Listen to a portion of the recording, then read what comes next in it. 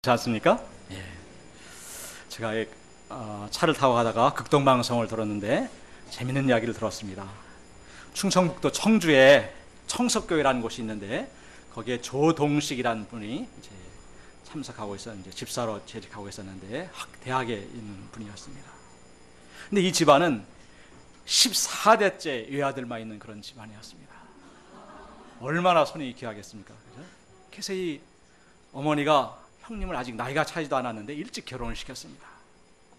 그래서 이제 며느리가 들어오니까 이 어머니가 예수를 믿었는데 그 며느리를 이제 담임 목사님께 데리고 와서 그 축복 기도를 좀 이렇게 안수 기도를 해주시라고, 손이 좀 풍성하게 이렇게 안수 기도를 해주시라고 며느리를 이렇게 데리고 왔습니다.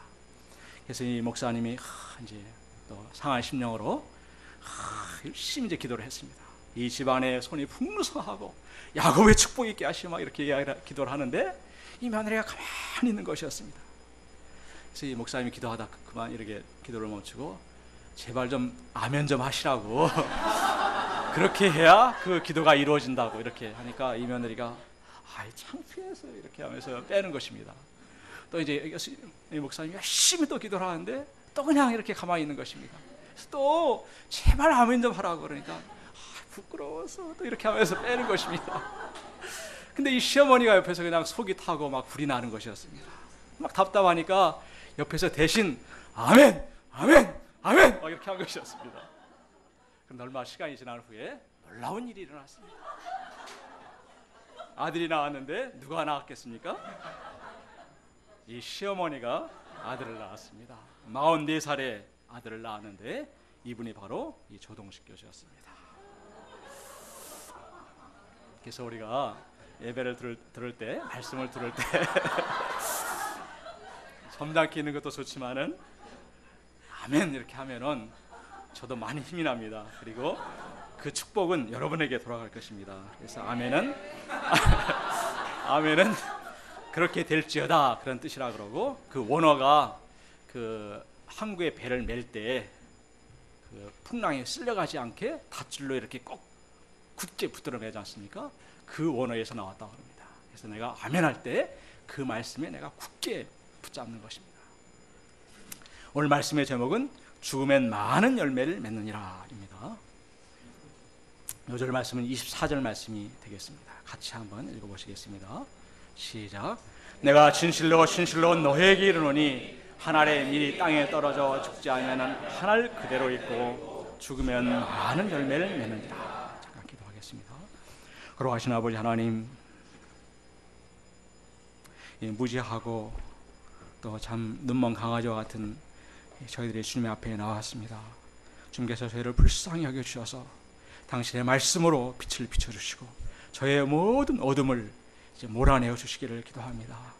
저희 마음속에 있는 사단이 주는 모든 두려움과 염려를 몰아내어 주시고 주님의 참다운 평강과 믿음으로 가득 채워주시기를 간절하게 기도합니다. 제가 이 시간 저의 선한 목자 되신 주님의 음성을 듣고 왕 되신 주님의 음성에 아멘으로 응답할 수 있도록 은혜 주시기를 간절하게 기도합니다. 보장력은 감사하며 우리 주 예수 받들어 기도했습니다. 아멘. 우리 모두는 한 번뿐인 우리의 인생을 아름답고 풍성하게 살고 싶어 합니다. 예수는 그 비결을 한 알의 밀알이 되어서 죽는 것에 있다고 말씀하십니다. 이는 이 세상에서 자기 생명을 미워하는 것이라고 말씀하십니다. 내가 더 많이 갖고 더 높이 올라가고 더 많이 인정받아야 그렇게 될 것 같은데 주님께서는 정반대로 말씀하고 계십니다. 오늘 이 말씀은 2부 홈페이지에 요절로 적혀있는 말씀이기도 합니다. 이 시간 저희가 우리의 왕 되신 그 주님의 음성을 들을 수 있기를 간절히 기도합니다. 아멘으로 이 말씀을 영접하고 굳게 붙들 수 있기를 기도합니다. 파트 1, 향유를 부은 마리아. 때는 6월절 엿새 전이었습니다. 6월절은 어린 양의 피로 이스라엘 민족이 구원받은 것을 기념하는 명절입니다.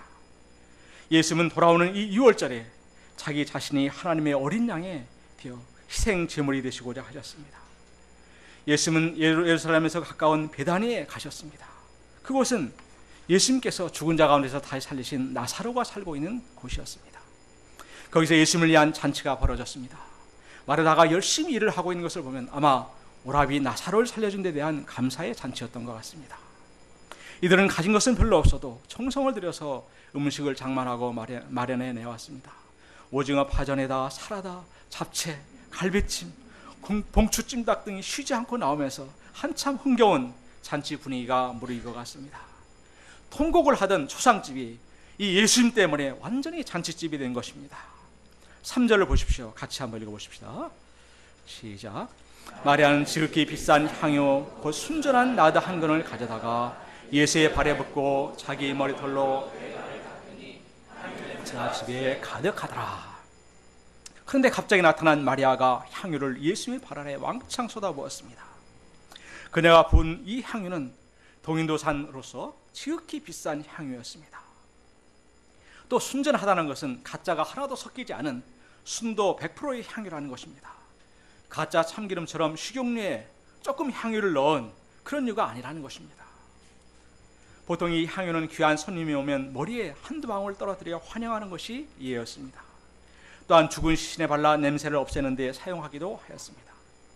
그녀가 쏟아부은 이 나드 한 근은 약 340g 정도가 되는데도 유다가 계산한 것처럼 300데나리온 약 3천만 원어치나 되었습니다.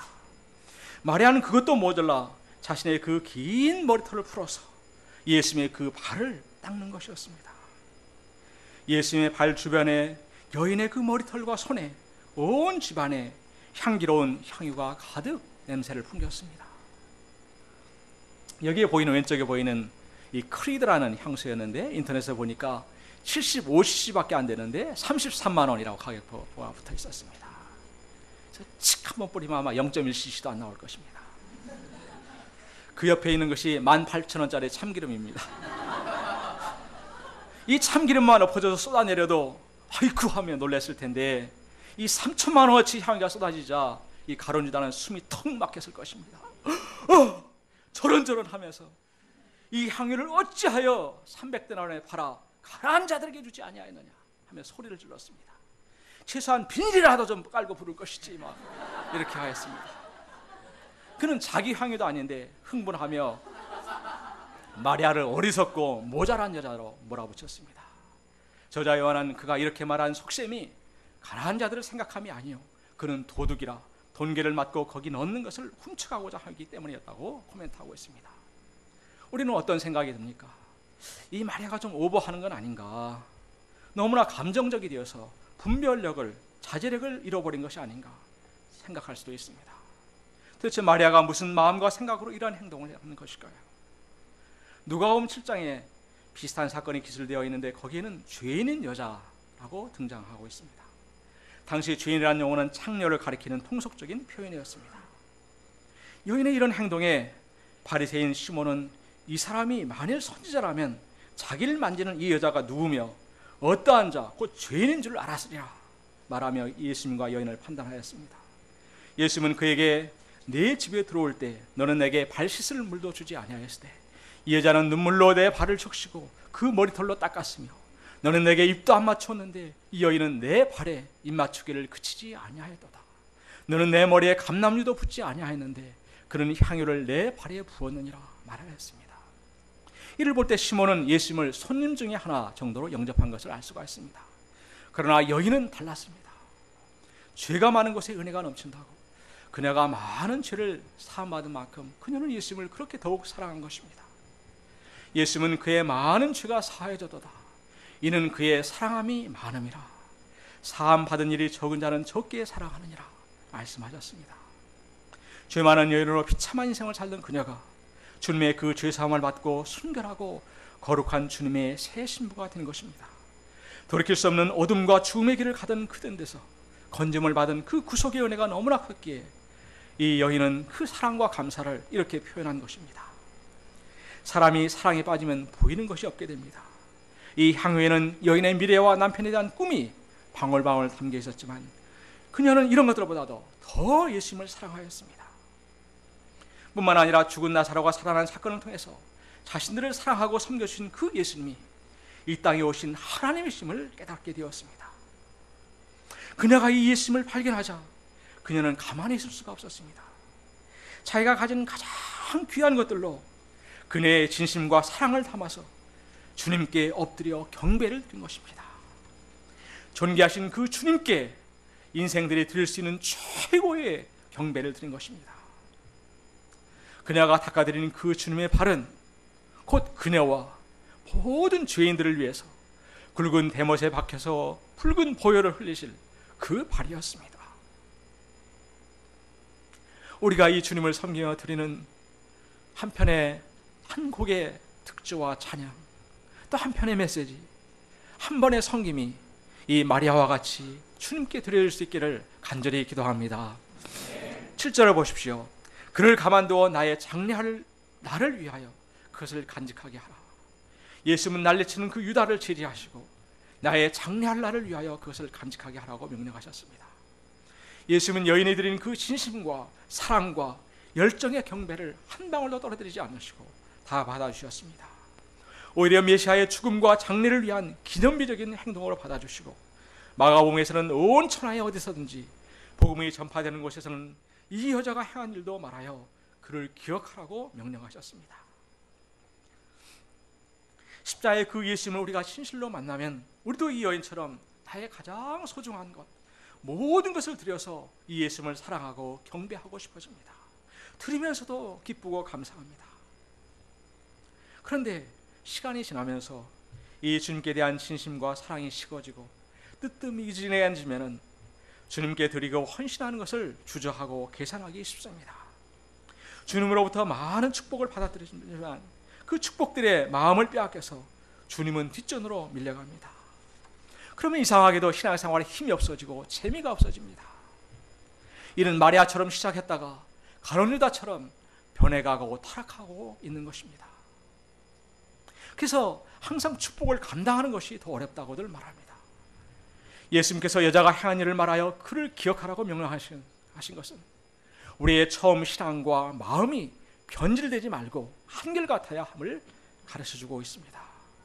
저희가 세월이 갈수록 예수님을 더 발견하고 알아감으로 더욱더 순수하고 뜨겁게 주님을 사랑하는 자들이 될 수 있기를 간절히 기도합니다. 파트 2. 나귀 새끼를 탄 우리의 왕 예수님. 예수님이 죽은 나사로를 살려내자 대제사장과 바리새인들은 아마 충격을 받았을 것입니다. 이는 인간이 할 수 있는 일이 아니요 전능하신 하나님만이 하실 수 있는 일이기 때문입니다. 그런데도 그들은 돌이켜 회개하기는커녕 더욱 시기심에 불타서 예수님을 죽이고자 모의하였고 공개 수배령을 내려 체포하고자 하였습니다. 이에 더하여 살아난 나사로까지 죽이고자 하였습니다. 나사로 때문에 많은 유대인들이 예수님을 믿기 때문이었습니다. 이들은 참으로 사단 마귀의 자식들이었습니다. 예수님께서는 이러한 위협에 조금도 굴하지 않으시고 당당하게 자신을 드러내시며 예루살렘에 입성하셨습니다. 12, 13절을 보십시오. 우리 같이 한 목소리 읽어봅시다. 시작. 그 이튿날에 명절에 온 무리가 예수께서 예루살렘에 오신다는 것을 듣고 종려나무 가지를 맞으러 나가 외치되 호산나 찬송하려다 이스라엘의 왕이시여 하라. 호산나란 우리를 구원하소서라는 뜻입니다. 주의 이름으로 오신 이여라는 것은 하나님께서 약속하신 메시아라는 뜻입니다. 또 그들은 예수님을 이스라엘의 왕이시여 라고 하며 열렬히 환영하였습니다. 그들이 손에 들고 흔들었던 종려나무의 가지는 승리와 번영을 상징합니다. 수많은 무리들이 이렇게 예수님을 환영하는 것은 그들이 예수님이 행하신 표적, 특히 나사로를 무덤에서 불러내어 죽은 자 가운데서 살리셨음을 들었기 때문이었습니다. 이들은 오랜 이방의 압제하에서 또 현재는 로마의 식민지하에서 과거 다윗왕과 같은 화려한 영광과 번영, 평화를 가져다줄 그런 메시아를 갈망하였습니다. 예수님께서 행하신 여러 이적들을 특히 중에서도 죽은 사람도 살려내는 그 표적을 통해서 이 예수님이야말로 다윗왕을 능가하는 그런 왕이라고 생각하였습니다. 이 예수님을 따라 싸우면 두려울 것이 없을 것 같았습니다. 로마 병사들과 싸우다 죽으면 이 예수님이 다시 살려주실 것이기 때문입니다. 이러한 무리들의 기대에 부응하여서 예수님은 왕으로서 구락대의 팡파레와 함께 기치창검을 휘날리며 호위병들과 함께 행차하셔야 할 것 같습니다. 그런데 14절을 보십시오. 예수는 한 어린 나귀를 보고 타시니, 예수님은 어린 나귀를 타고 오셨습니다. 힘을 실은 어른 나귀가 사람의 어깨 정도 높이인데 어린 나귀를 타셨으니 아마 예수님의 그 발에 땅이 끌릴 정도였을 것입니다. 이러한 예수님의 모습은 왕으로서는 어울리지 않는 이상한 모습입니다.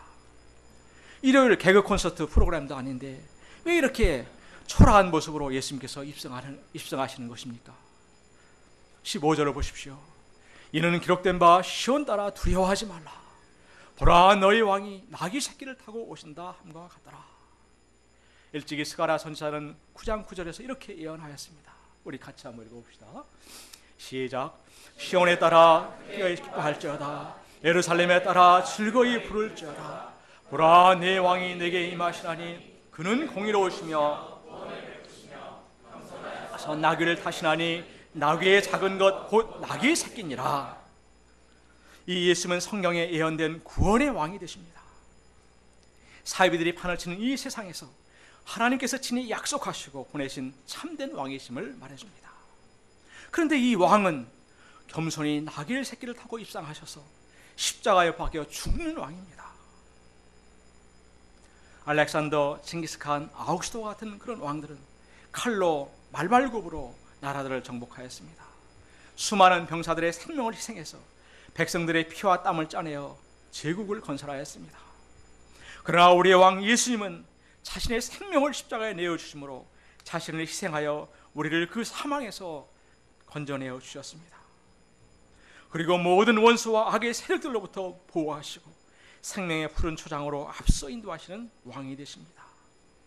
사랑과 겸손으로 다스려 주실 뿐만 아니라 영원한 천국에 이르기까지 인도해 주시는 왕의 왕이 되십니다.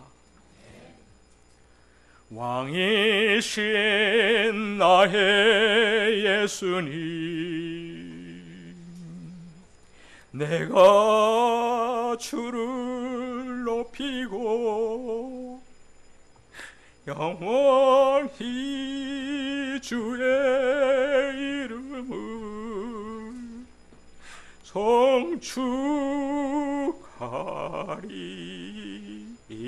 송축하리이다. 참으로 예수님은 호산나 우리의 왕이십니다. 찬송과 경배를 받기에 합당하신 왕이 되십니다. 여러분도 이 예수님을 왕으로 믿습니까? 아멘. 16절을 보십시오. 같이 한번 읽어보시겠습니다. 시작.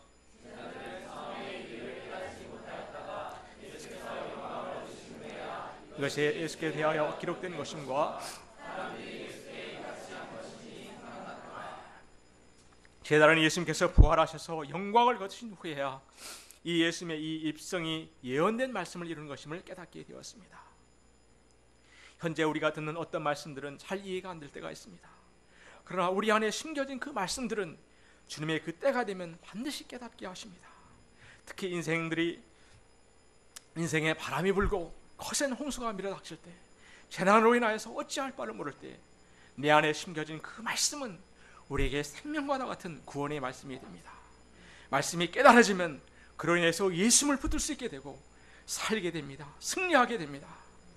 그래서 우리가 평소에 말씀을 가까이 듣고 공부하는 것은 참으로 중요합니다. 파트 3, 죽으면 많은 열매를 맺느니라. 명절에 예루살렘으로 예배하러 올라온 사람들 중에 헬라인 몇이 있었습니다. 이들은 예수님에 대한 소문을 듣고 예수님을 뵙고자 하는 간절한 소원을 가졌습니다. 그래서 헬라식 이름을 가진 빌립을 통해서 면회를 신청하였습니다.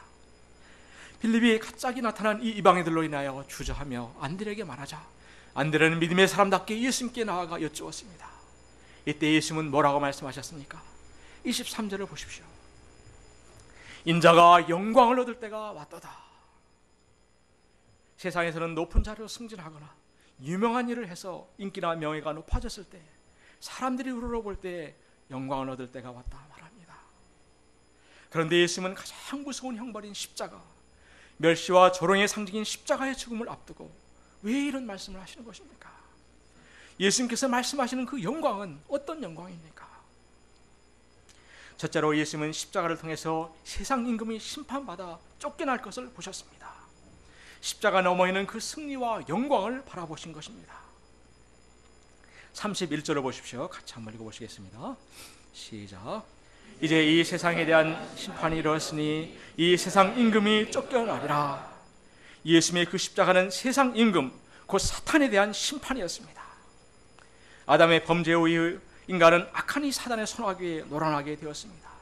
이 사단의 이간질로 인해서 서로 미워하고 시기하고 싸우며 서로 죽이는 역사가 수천 년 동안 이어져 왔습니다. 서로 높아지고자 짓밟고 짓밟히는 역사, 더 많이 가지고자 빼앗고 빼앗기는 역사가 지금도 일어나고 있습니다. 원자 폭탄을 이렇게 맞고도 독도를 자기 땅이라고 우기며 어찌든지 빼앗고자 하는 일본을 보십시오. 인간의 탐욕과 이기심의 노예가 되면 양심도 정의도 없는 철면피가 되어버립니다. 또 사탄은 정욕을 미끼로 유혹하고 넘어지면 절대로 가만히 두질 않습니다. 자신과 이웃의 가정을 파괴해버리고 자녀들을 망가뜨려버립니다. 인생들을 파멸과 죽음으로 끌고 가지만 우리 인간은 속수무책입니다. 그 훌륭했던 그 다윗도 이 사탄을 이길 수가 없었습니다. 그래서 우리의 예수님께서 구원자로 이 땅에 우리에게 오신 것입니다. 이 주님께서 십자가에서 온전한 희생 제물이 되어 죽으시고 부활하심으로 이 조폭 두목과 같은 사단의 머리통 정수리를 박살내어 버리셨습니다. 아직 그 속꼬리가 살아서 파닥거리며 우리를 괴롭히지만 더 이상 과거처럼 우리를 지배할 수가 없습니다. 주님께서 이 사탄을 심판하심으로 사단은 쫓겨나게 되었습니다. 이제 우리는 더 이상 벌벌 떨며 그 사단의 목줄에 끌려다니지 않게 되었습니다. 참 자유인이 되었습니다. 아멘. 이제 우리는 우리의 왕 예수님이 나를 다스려 주심으로 죄의 종이 아니라 의의 종이 되었습니다. 제사장 사가랴가 찬송했던 것처럼 원수의 손에서 건지심을 받고 종신토록 주의 앞에서 성결과 의로 두려움 없이 섬기게 되었습니다. 이 얼마나 큰 축복입니까? 따라서 주님의 그 십자가는 패배가 아니라 진정한 승리의 십자가요, 영광의 십자가입니다. 저는 전에도 말씀드린 것처럼 그림자처럼 따라다니는 그 이익심의 세력에서 벗어날 수가 없었습니다. 동그란 그 박 안에 들어있는 그 먹이를 주먹으로 움켜쥔 그 어리석은 원숭이와 같이 죽는 줄 알면서도 그것을 놓을 수가 없었습니다. 내가 나를 위한 그 삶을 놓아버리면 정말로 죽을 것만 같았습니다. 그러나 십자가의 그 주님을 영접하자 놀랍게도 그 손이 펴지고 참으로 자유한 새 인생을 살게 되었습니다. 요한계시록은 이 역사를 이렇게 말하고 있습니다. 저와 여러분이 한번 한 절씩 교독해 보시겠습니다. 10절 먼저 읽어보시겠습니다. 시작. 내가 또 들으니 하늘에 큰 음성이 있어 이르되 이제 우리 하나님의 구원과 능력과 나라와 또 그의 그리스도의 권세가 나타났으니 우리의 형제들을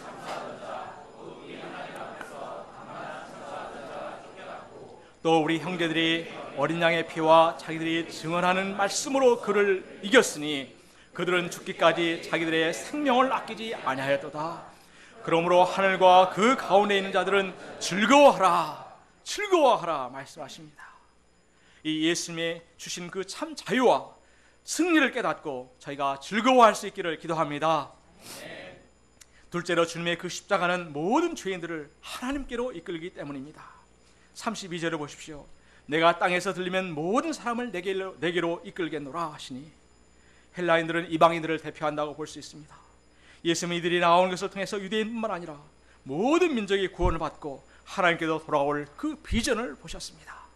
아마 동방의 등불인 우리 민족의 구원도 또 현재 이 자리에서 예배를 드리는 우리의 구원도 예수님은 바라보셨을 것입니다. 예수님과 12제자로부터 시작된 이 역사가 예루살렘을 거쳐서 소아시아, 유럽, 로마 온 유럽을 거쳐서 아프리카, 아메리카, 미국을 거쳐서 아시아로 퍼져나가 현재는 22억의 인구가 이 하나님께로 돌아오게 되었습니다. 또 이번 2015 여름 바이블 캠프를 통해서 많은 영혼들이 또 주께로 돌아오게 될 것입니다. 이 얼마나 영광스러운 일입니까? 이 역사를 위해서 예수님께서는 자신이 친히 하늘에 썩는 미랄이 되셨습니다. 24절을 보십시오. 같이 한번 읽어보시겠습니다. 시작. 내가 진실로 너에게 이르노니 하늘의 밀이 땅에 떨어져 죽지 아니하면 하늘 그대로 있고 죽으면 많은 열매를 맺느니라. 예수님께서는 자연 법칙을 통해서 인생의 진리를 저에게 가르쳐 주십니다. 하늘의 밀이 땅에 떨어져 2, 3cm 깊이로 묻히게 되면 따뜻한 흙의 기운과 습기에 의해서 씨 하나 안에 숨겨진 그 생명이 꿈틀거리기 시작합니다. 무리가 나게 되고 뿌리를 통해 물이 흡수가 됩니다. 그리고 씨에 있는 그 영양분이 분해가 되어서 싹으로 이동하게 됩니다. 싹이 자라나 잎이 되면 잎은 햇빛을 받아서 자립적으로 성장하게 됩니다. 이렇게 되기까지 밀알은 땅 속에서 자기가 완전히 분해되어 빈 껍데기만 남게 됩니다. 이 벽시와 강낭콩도 역시 마찬가지로 그 껍질만 남는 걸 볼 수가 있습니다. 이것이 한 알의 밀알이 죽는 것인 과정입니다. 그런데 이는 죽어 없어지는 것이 아니라 그 생명이 어린 싹으로 이동하여 새로운 생명을 창조한 것입니다. 이렇게 일단 기본적인 싹과 뿌리가 갖추어지면 흙을 통해서 공급되는 물과 무한한 영양분과 햇빛에서 받은 그 에너지로 인해서 광합성을 하게 되고, 싹은 큰 잎이 되고 줄기는 굵어지고 여러 개의 줄기들이 만들어지고 꽃이 피고 열매가 맺히게 됩니다. 이렇게 자라게 하시고 수많은 열매들이 맺히게 하시는 분은 바로 하나님이십니다. 4개월이 지나면 밀알 하나에서 대략 100개 정도의 열매들이 맺히게 됩니다. 그렇게 5년이 지나면, 대개 중동에서는 이산모작을 했기 때문에 100억 개, 약 17,000가마의 알곡이 된다고 합니다. 이러한 생명의 그 놀라운 가능성을 알기 때문에 농부는 밀을 장롱에 보관하지 않고 밭에 갖다가 뿌리게 됩니다. 우리는 밀알과 같이 열매가 풍성한 삶을 살기를 원하지만 한편으로는 자신을 희생하기를 싫어합니다. 자기를 사랑하고 아끼는 마음, 손해보기를 싫어하는 마음, 자기를 잃지 않고자 하는 마음 때문에 밀알 껍질과 같은 그 자기에게 집착을 합니다. 희생을 해도 흙 속에서 아무도 모르는 곳에서가 아니라 남들이 다 알아주는 곳에서 하기를 바랍니다.